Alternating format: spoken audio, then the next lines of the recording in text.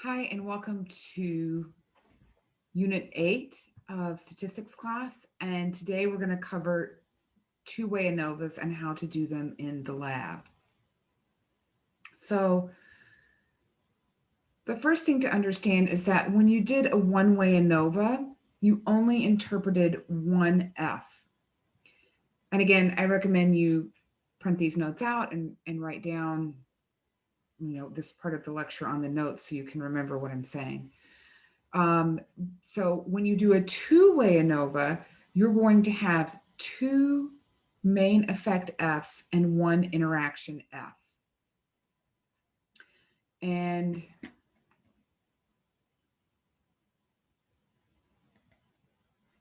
I'm going to look for, that might work,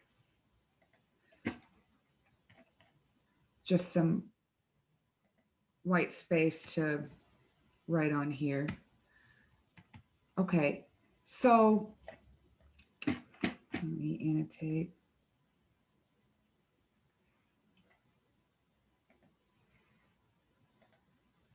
Let me share my screen first. Okay, so what's happening here is that when you have a one-way ANOVA, you have one F to interpret, right? And then your post hocs. But when you have a two-way ANOVA, and this F is called, well, it's really nothing because there's only one. But in a two-way,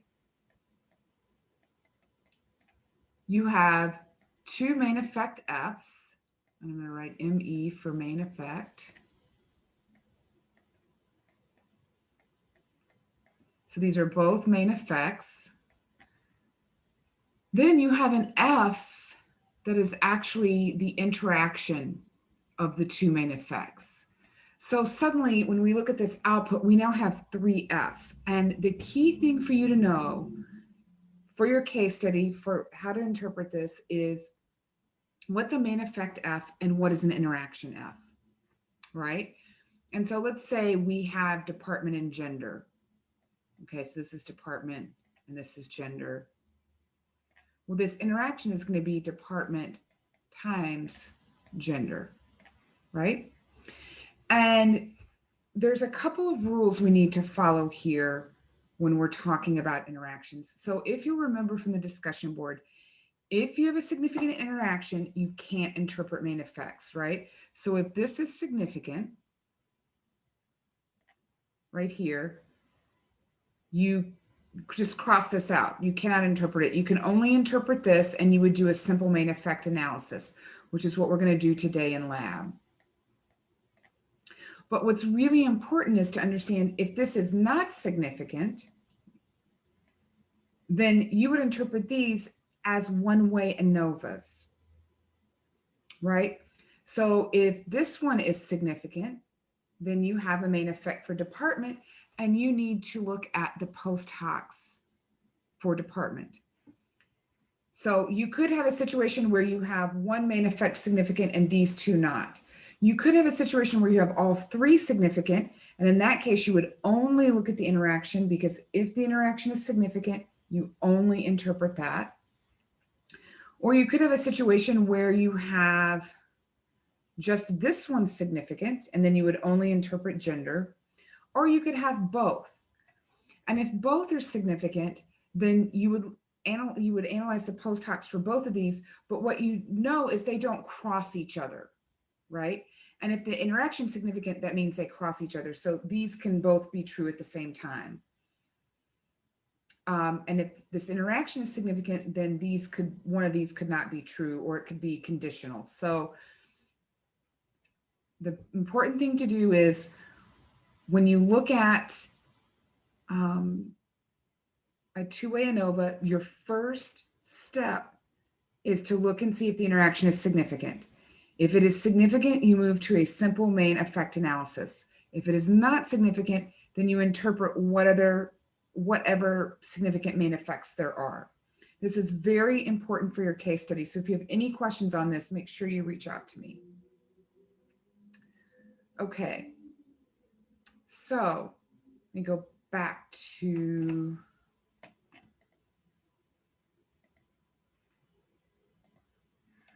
me go back to the lab notes. I'll just move this over so you can see. Okay, so what we're going to learn to do here, because you learned how to interpret a main effect when you learned how to interpret a one-way ANOVA. When you have a two-way ANOVA, you just have a series of two main effects. And so you would do the work that you did last week twice if both of them are significant. So it's important to understand that. Now, this week, we're going to do a simple main effect analysis. And that is when the interaction is significant, we can't look at the main effects. So we need to hold constant each level of the effect and see what's significant in the other IV. This is a very complicated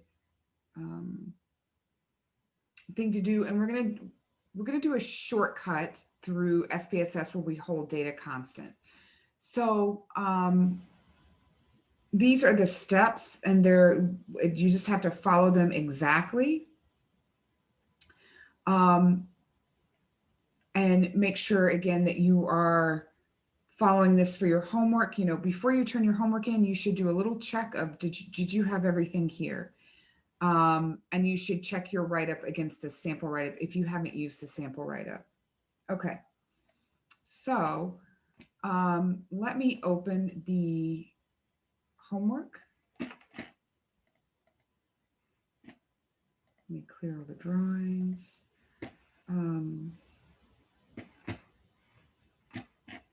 So I pulled up homework 8 data file. I know we had some trouble with this last week. I'm going to save it as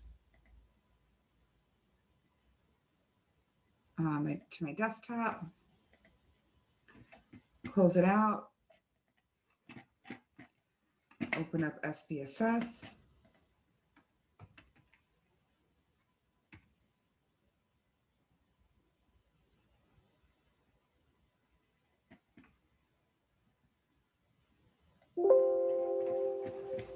And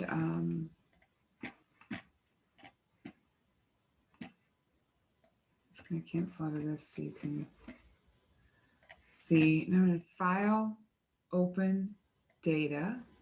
I'm going to go to my desktop.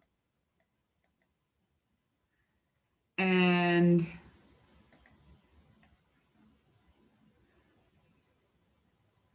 I'm going to go to Excel. And you can see week 8. Now this little window pops up.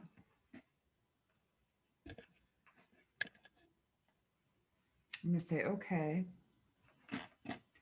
For some reason, it keeps putting it down here.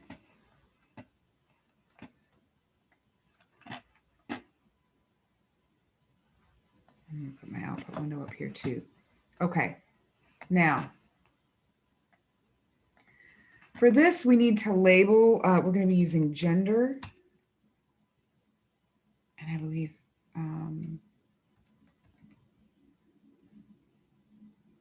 ethnicity. Let me look at my notes first. So our homework instructions to make sure I'm doing the right ones. Okay. So last week you did this where you looked at department, and now your boss wants you to add in gender, right? So it's actually not ethnicity, it's gender and department. So you need to recode your variables here, just like you did last week.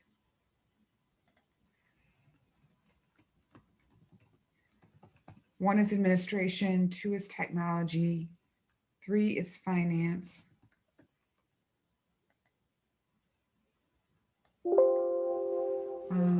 4 is claims and 5 is sale. 4 is claims and 5 is sales. Okay, now we're going to recode gender. And again, as I said, It's really important that you always use men and women, not male and female. So here we're going to say 1 is men, and 2 is women.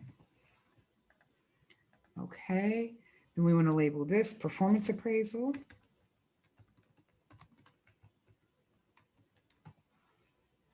Okay, now we're ready to run it. And so let's look back at our notes. How do we, oops, I accidentally closed it out. So let me just show you where I got these from the readings of week 8. Remember, this is a great cheat sheet for your quiz. Okay. So the steps are, we want to do analyze, general linear model, univariate, and we're going to put performance appraisal in as the dependent variable, and gender and department in as the IVs under fixed factors. We're going to click the same 3 that we did last week: descriptives, effect size, and homogeneity. We're going to go to post hocs, and it's not going to let us run post hocs for gender because gender only has 2 levels. So we're only going to put department over here. And it's actually going to gray this out because we've got something that's only got 2 levels here, which is fine. Hit continue. But what's important here that we really want to get is this plot. I'm going to do 1 on one line and 1 on the other. So I've got gender here and department here. I'm going to switch it up and do another one just so I see which one I like best. Okay.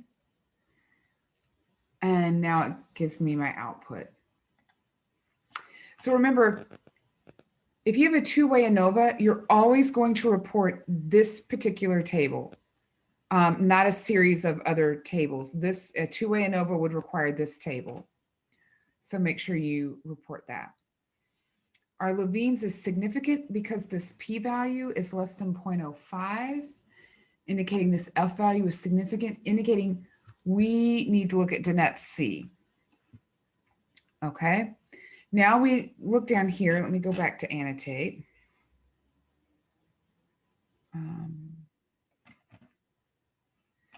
And so here we have gender, which is a main effect, department, which is a main effect, and department times gender, which is an interaction. So you can see I have 3 lines that I need to interpret right here. 1, 2, and 3. That's what I'm concerned about right now. And so what I notice is I come over here and every single one of them is significant. And our first rule is if the interaction is significant, we can interpret these 2. And so we're going to need to do a simple main effect analysis. So here's what I would do.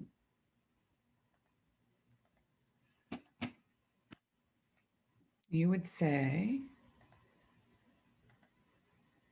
oops, I don't want it all the way up there. I want it here where I can read. Okay. After you put your sample and you ran a 2-way and all of that, you would say there was a significant interaction. And I'm going to list the F on the interaction line. So my degrees of freedom would be 485. Whereas it would have been 4 for department or 1 for gender and 85. You just would read off that line. My F value equals 5.28.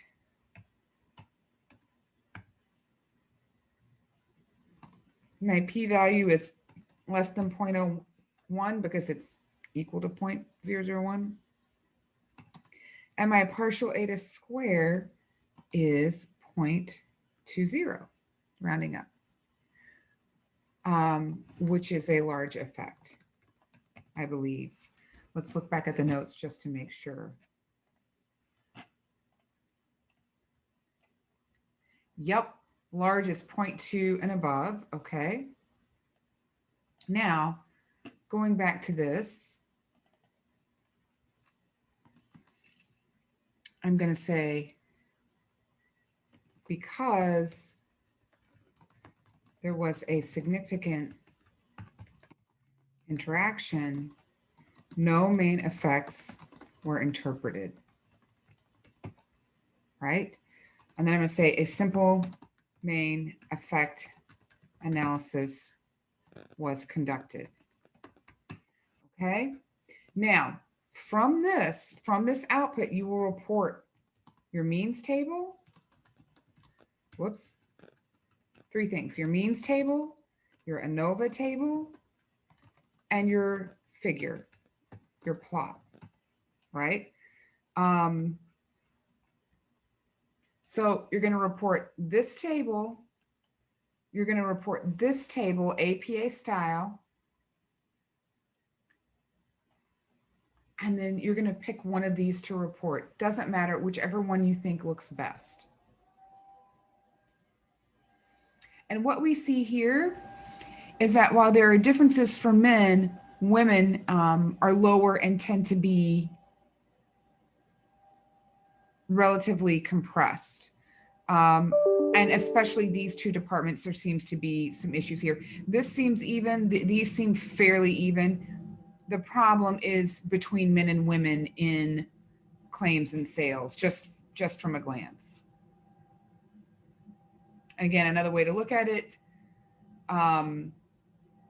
these are similar, these are similar, these are similar, these are quite different, okay?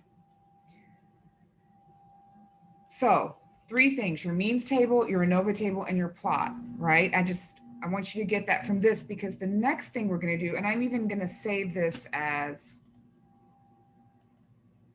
interaction output.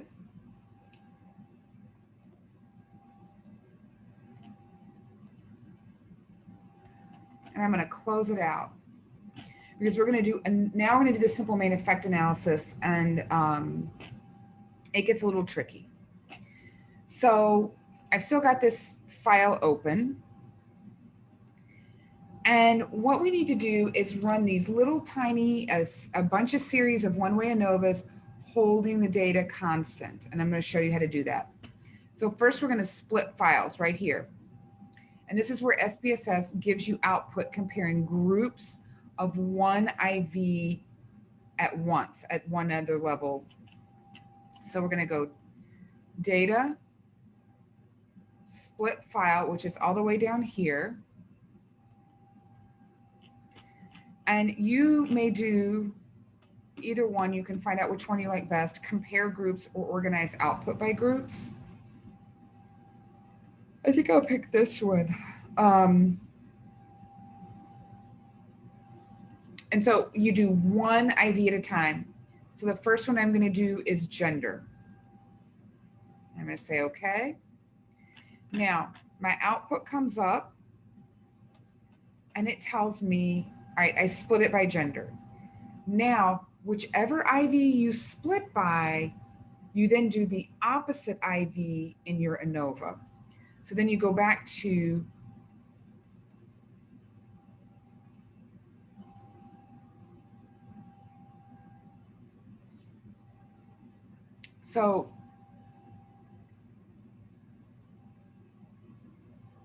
now we're moving here. We're going to go back. This is sort of the first part, setting it up. And then the second part, we're going to do analyze, general linear model, univariate. Now all I'm going to do is move gender back out because we're holding it. And I'm going to leave everything else the same. Actually, I might go into post hocs because now I can select a net C.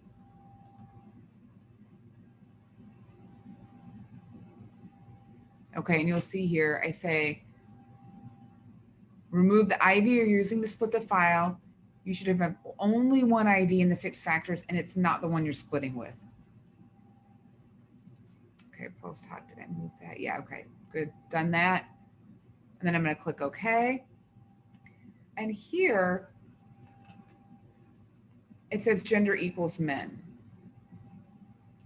right? So what it's looking for is between these, are there differences between men? And my Levine's is significant. So I need to look at the Donettes, and I look at department, and it's significant. So let me just write this up.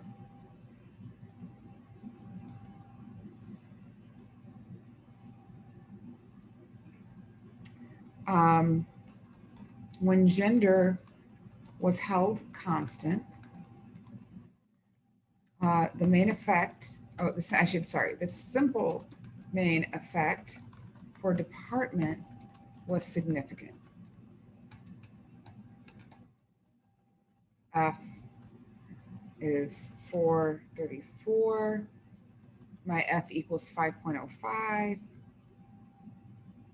P is less than 0.01.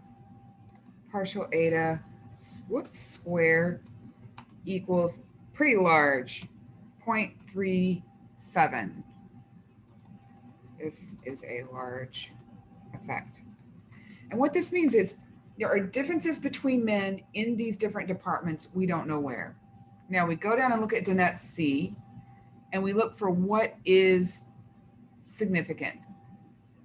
Okay, technology and claims is different here, 15-point difference.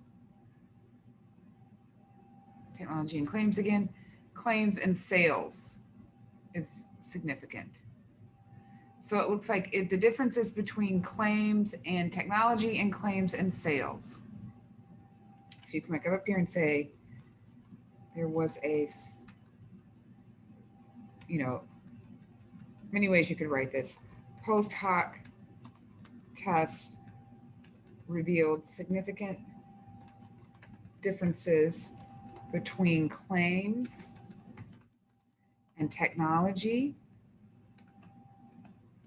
as well as claims and sales. Now, remember you want to do this for each one, for all of these. And then you're also going to end this with P is less than 0.05. Now, when you're doing this many tests that we're going to run, I don't recommend doing writing out the confidence interval each time. I recommend just putting it in the table. And what you can do is in your means table, or no, I'm sorry, not in your means table. No, I'm sorry. I'm so sorry. You do have to write it out each time. So anyway, you're going to write it out. If we were to do this again, we would write out your confidence intervals. And remember, your confidence intervals are going to come right here. It's between 0.93 and 29.11 for claims and technology, and for claims and sales, it's 1.145 to 27.52. Now, to me, these are huge, wide confidence intervals that don't leave me too confident, but just so you know. Okay, and then it didn't run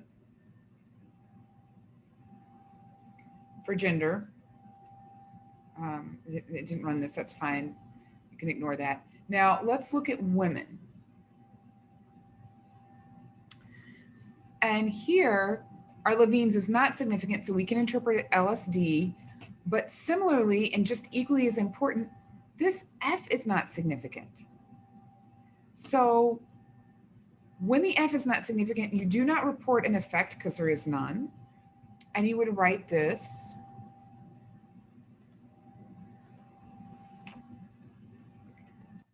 when holding gender constant, there was no significant difference between for women between departments. F 451 equals 1.58. You can just write non-significant, right? And no confidence intervals, no partial eta squared, can't look at the post hocs, nothing matters. So even if something's significant down here, it doesn't matter because there wasn't an omnibus test. So that is looking at one side. So we just held gender constant, but now we have to hold the other variable constant.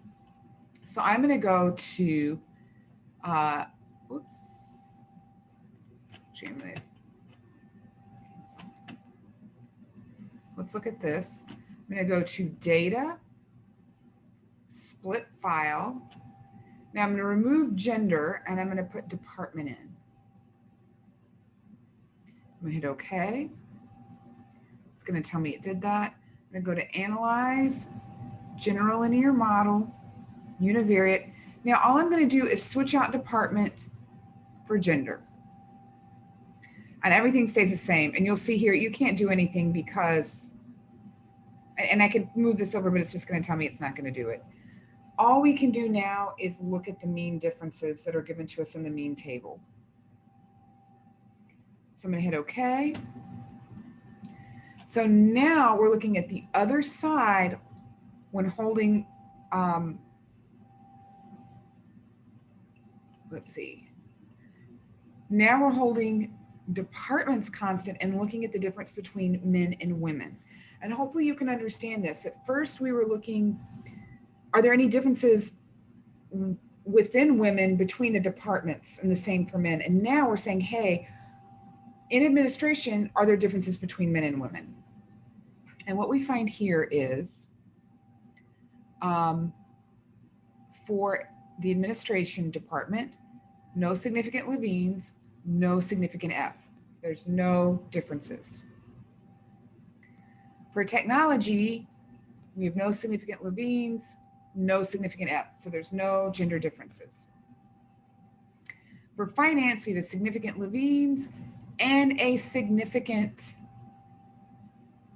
p-value on our F test here. So what does this mean?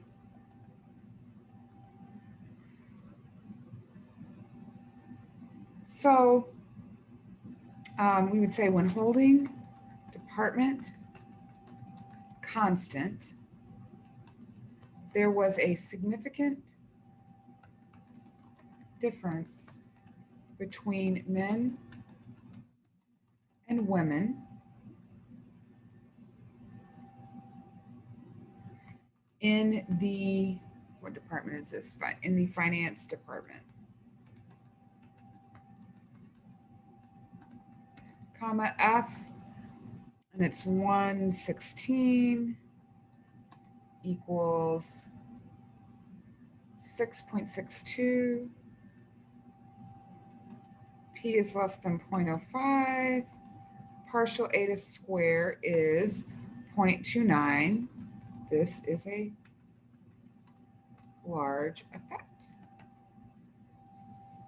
Okay, now there's no post-hoc tests because there's only 2 levels and you don't need it.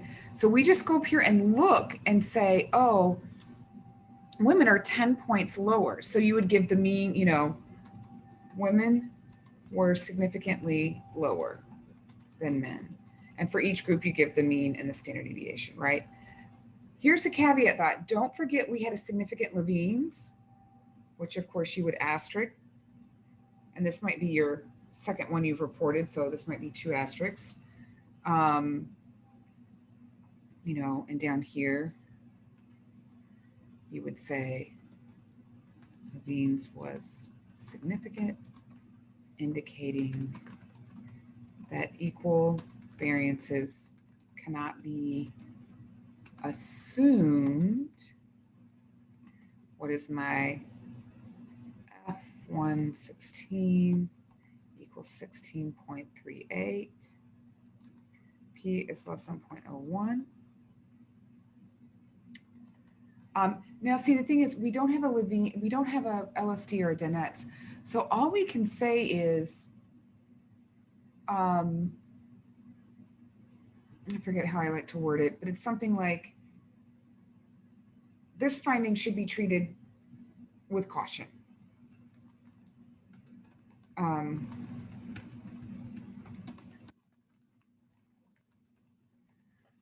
Basically, because there's such a wide variance in the men, it makes us a little less certain that there's this difference. Now, again, in the courts, they're not going to care. They're going to see that difference. But this is just the stats writing that you would do.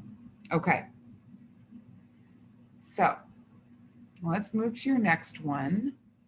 Claims. You have a significant Levene's and a significant F. So let's write this up. And the ones that are not significant, you do not have to write anything for. So again, and I'm going to just jump up here and I'm going to copy and paste all of this.